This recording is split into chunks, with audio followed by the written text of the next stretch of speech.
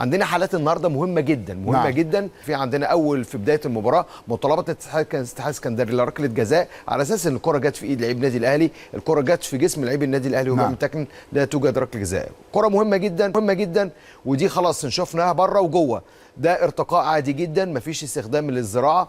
الكره دي امتى تتحسب فاول على المهاجم؟ لو مدافع الاتحاد الاسكندري حاول يطلع من الارض.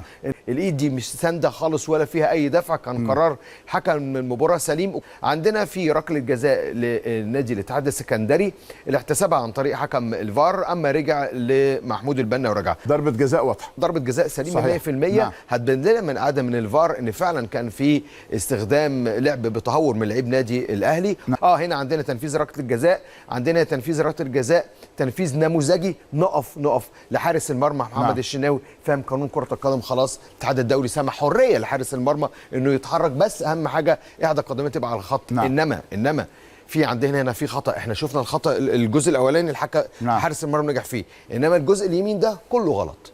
عندنا لعيبه النادي الاهلي ولعيبه الاتحاد الاسكندري قبل تنفيذ ركله الجزاء دخلوا. انا مش معاكم قوي ان انت تعيد الضربه الحقيقه، يعني انا هو يعني لا هي هو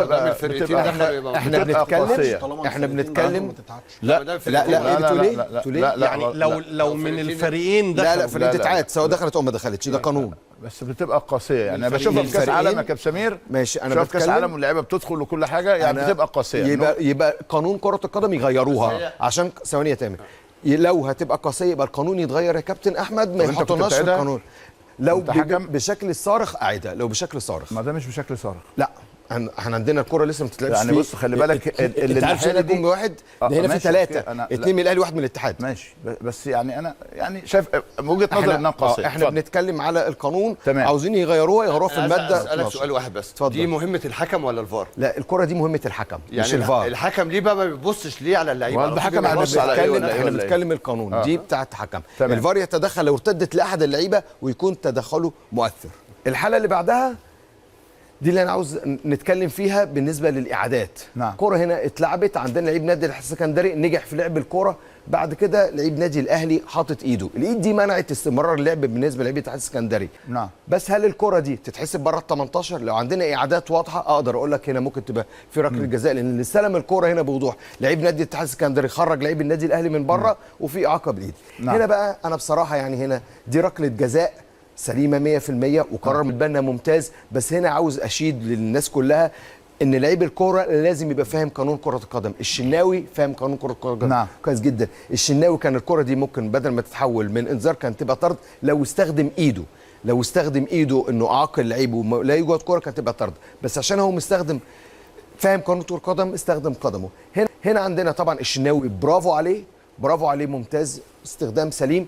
بس نعيد برضو النقطه اللي كابتن احمد هيختلف معايا فيها وكابتن وليد، هنا دخول برضو بشكل عالي جدا. ما زلت مصمم انها تبقى قاسيه. نطلب من الاتحاد الدولي انه يغير لنا اللقطه دي.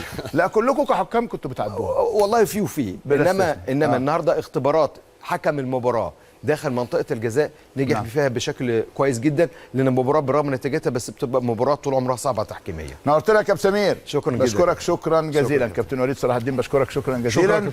كابتن حسني عبد ربه بشكرك شكرا جزيلا. كابتن تامر صقر بشكرك شكرا جزيلا، وبشكر كل زملائي اللي شاركوني النهارده في الاستوديو. كان في الجزء الاول عمر عبد الله ومحمد عماره، في الفقره التحليليه الاولى كان في الملعب الزملاء احمد حازم واحمد عبد الملك، وكان في التعليق الزميل العزيز محمد الكواليني، وكان يقود الاستوديو اخراجيا الزميل العزيز محمد نصر، ورئيسا للتحرير احمد خيري، وكل الشكر للزميل العزيز وليد عبد السلام. بعد قليل الزميل العزيز سيف زاهر وحلقه جديده وملعب اون تايم سبورتس. السلام عليكم.